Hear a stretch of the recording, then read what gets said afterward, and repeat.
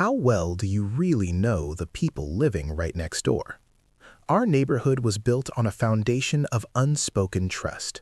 A quiet street where manicured lawns were a measure of character, and the most dramatic event was the annual block party.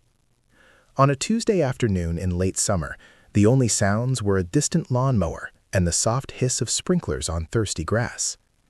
This was a place of unlocked doors, a community where we believed nothing truly bad could ever happen. But in the background, a story was taking shape. Not over a picket fence, but through the anonymous glow of a computer screen. A story that was about to shatter our peace forever. In the vast digital city of Reddit, there is a dark corner called Let's Not Meet, a forum for true unsettling encounters. In 2012, a user named Suburban Sleuth added their own story. It began almost apologetically, with the user writing, "I never thought I'd have a story for this place. My street is the kind of boring you see in movies." The post painted a familiar picture of a perfect suburban life, one that felt entirely insulated, almost laughably predictable. But isn't that where true darkness often hides? Not in the shadows, but right in plain sight. At first, the post read like just another digital ghost story. It described small oddities, tiny cracks in the neighborhood's perfect facade that most people would ignore. A misplaced garden gnome, a porch light flickering in a strange rhythmic pattern. It was the kind of paranoia easily dismissed by strangers online, and even more easily by neighbors in real life. But something felt wrong.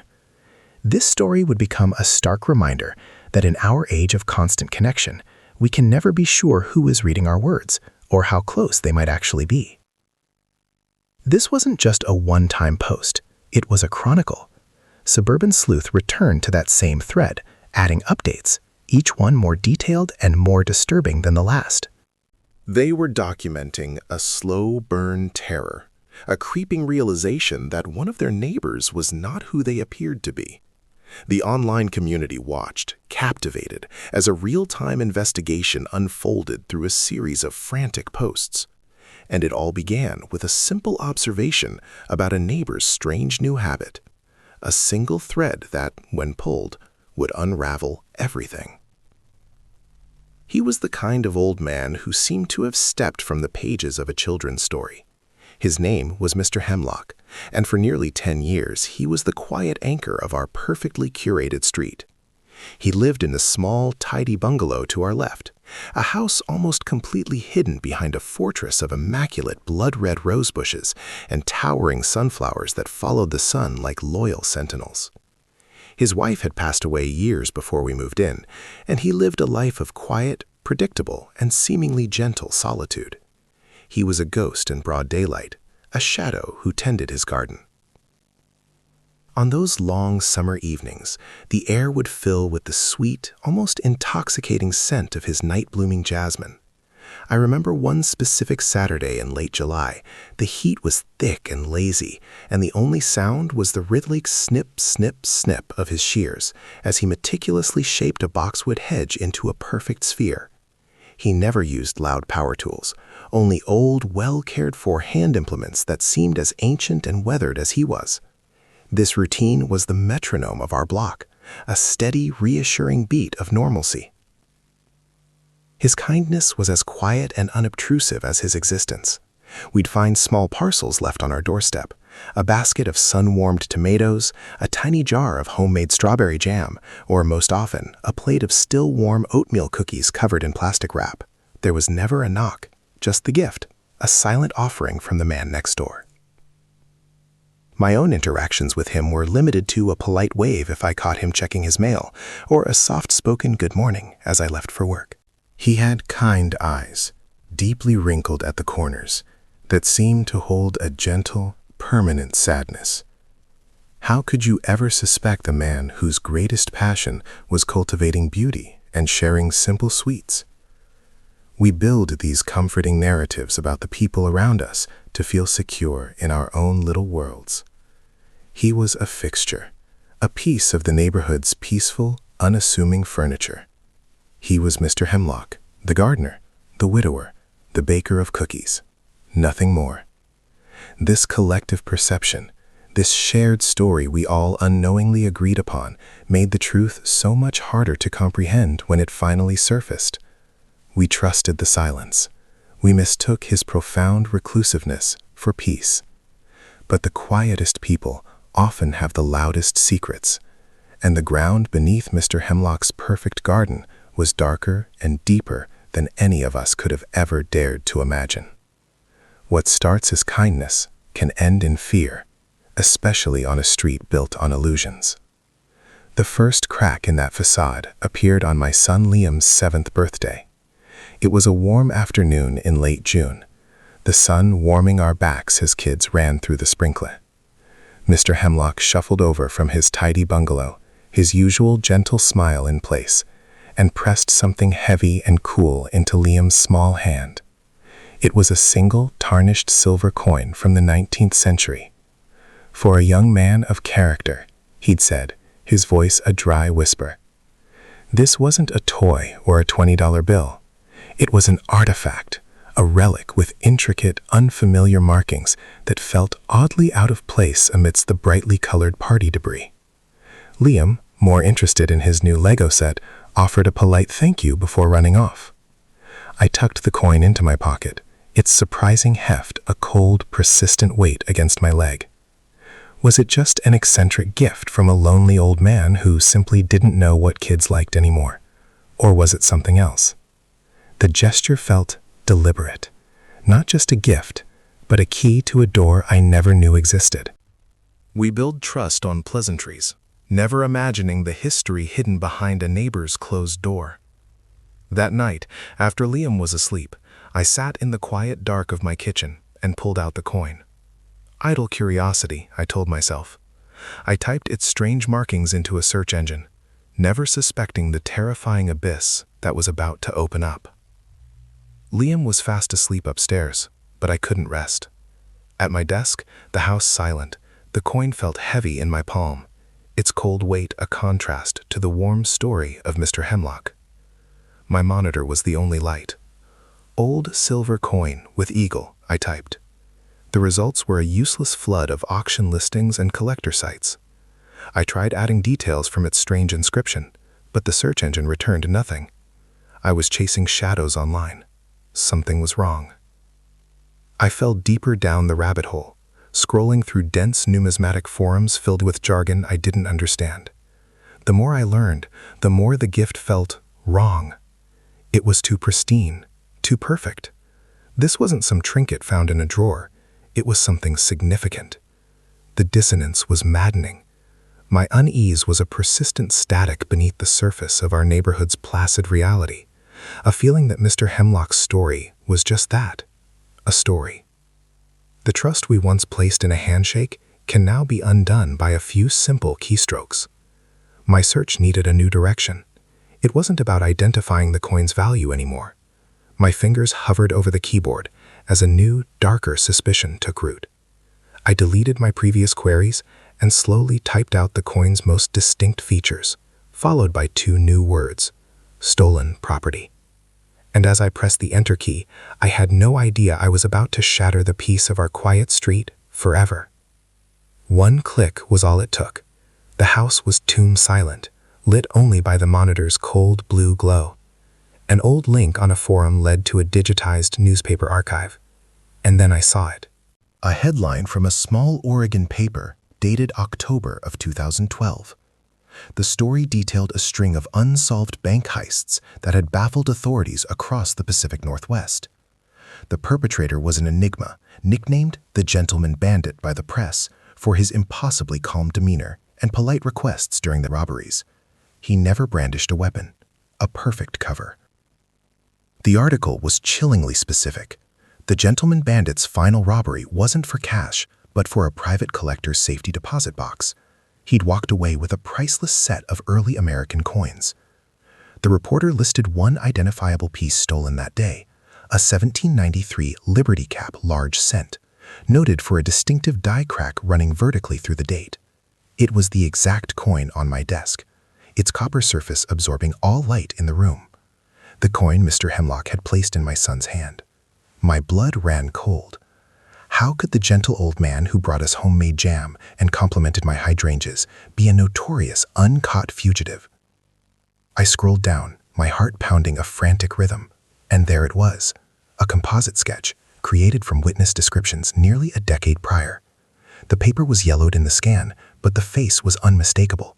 The same high cheekbones, the same deep-set eyes that I had only ever described as kind. The fugitive's estimated age at the time would place him squarely in his late 70s now. It was him. It was Mr. Hemlock. The coin on my desk was no longer a gift. It was evidence. How does a man you've known for a decade become a stranger overnight? The discovery didn't just change my perception, it poisoned reality. Yesterday, Mr. Hemlock was the quiet old man next door. Today, he was a phantom from old news clippings living just a few dozen feet away. I found myself watching him through the blinds, my heart pounding against my ribs. One afternoon, I saw him kneeling in his garden, patiently tending to his prize-winning roses. He looked up, caught my eye, and gave me that same gentle, familiar wave. I froze, a cold dread washing over me. Every normal sound from his house became a source of terror. The scrape of his chair on the patio, the low rumble of his television at night, the cheerful whistle he'd make while fetching his mail, each one was a reminder of the man on my computer screen. It was an unbearable psychological weight. Liam would ask to go play in the yard, and a spike of pure panic would shoot through me. How could I explain that the man who gave him that special coin was now the monster in my own private horror movie? What proof did I really have, besides a gut feeling and a single strange piece of metal? The illusion of safety I'd cherished was gone, replaced by a constant, humming anxiety. My home was no longer a sanctuary. It was a forward observation post in a war only I knew was being fought. I couldn't keep living like this, paralyzed by fear and suspicion. The coin wasn't enough, and my sanity was fraying. I had to do something that would either prove my theory or expose my paranoia for what it was. But what could I possibly do against a man who had eluded capture for half a century? What do you do with a secret that could destroy a life? I was a ghost in my own home, haunted by the man next door. The coin sat on my desk, a cold accusation. At night, I sat in the dark, the Federal Bureau of Investigation's tip page glowing on my laptop, its cursor blinking. Liam slept in the next room, completely unaware. The fear was paralyzing. What if I was wrong? What if I ruined an innocent man's life? But a more chilling thought followed. What if I was right? The moral calculus was impossible. If I said nothing, was I complicit? If I spoke up, was I inviting danger to my family? How do you weigh one man's potential guilt against the certain danger to your own child? Every time I saw Mr. Hemlock in his garden, my stomach twisted. He would wave, and I would force a smile, my mind screaming, this couldn't continue. Doubt was a poison, but the coin was my evidence. I had to act. For 3 weeks after I made the anonymous call, nothing happened. The silence was a crushing weight, making me question everything again. I second-guessed my research, the coin, my own sanity. Mr. Hemlock continued to tend his roses. Life went on. The illusion held, fragile as glass. Then came the Tuesday. It was just after 9 in the morning. I was at my kitchen window with my coffee, watching the mail truck make its slow way down the street. Then they arrived. Not with sirens, but with a terrifying quiet. 3 black sedans and a dark, windowless van rolled onto our street, their movements synchronized, predatory. Doors opened, and a dozen men in dark tactical gear spilled out, weapons held low. They moved like shadows across Mr. Hemlock's perfect lawn, silent ghosts against the morning sun. The whole street stood utterly still. The illusion shattered. I couldn't breathe. My heart hammered against my ribs, a frantic drumbeat in the sudden, absolute silence of the neighborhood. Everything I had feared, everything I had convinced myself was a paranoid fantasy born from a Google search, was real. It was happening right next door. Was this justice for the gentleman bandit, or just the brutal end of a quiet lie we had all willingly lived? This moment confirmed I wasn't crazy, but it offered no relief, only a cold, sickening validation. Then, his front door opened. Mr. Hemlock stepped out onto his porch, not dragged, but of his own volition. He was wearing his usual gardening clothes, a plaid shirt and simple trousers. He looked small and frail against the armored figures surrounding him. He didn't struggle when they cuffed his hands behind his back. He didn't shout. He looked over, just for a second, and his eyes met mine through the window. There was no anger in his gaze, no fear. Only a profound, quiet resignation, as if he'd been expecting this day for 50 years. The sight of him, so calm in the face of this overwhelming force, is what truly broke the neighborhood's spell. We believe we are insulated from the world's darkness by picket fences and friendly waves, but this proved how thin that veneer really is. The arrest was over in minutes, but the questions had only just begun. The tactical team was now moving inside his small, tidy bungalow, and I knew the real story was hidden in there, waiting to be found. The silence after the arrest was far heavier than any siren. News reports confirmed it all within 24 hours, the headlines splashing his real name across the screen. Arthur Finch. Mr. Hemlock, our quiet, gentle neighbor, was indeed the gentleman bandit. The rare coin he gave my son, a piece of his hidden past, was his final, careless mistake. The street became a museum of disbelief. I remember watching from my window as Mrs. Gable, 2 houses down, just stood on her lawn, staring at his empty bungalow, her hand clasped over her mouth in the pale morning light. The illusion was shattered for everyone. Neighbors who had shared lemonade with him now shared hushed whispers.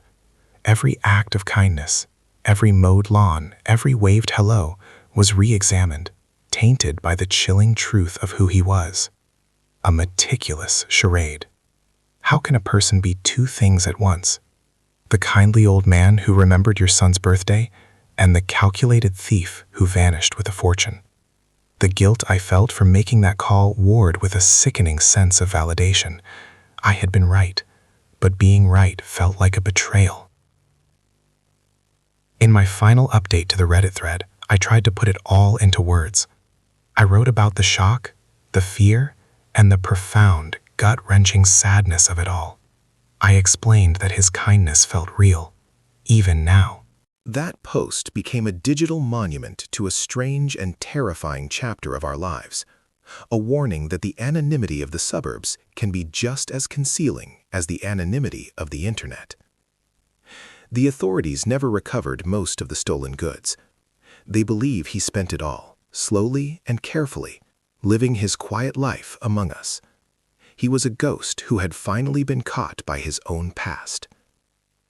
My son, Liam, still asks about Mr. Hemlock sometimes. I just tell him he moved away. But the truth is, I still see his shadow on the street when the sun sets, a constant reminder that the kindest faces can hide the darkest secrets.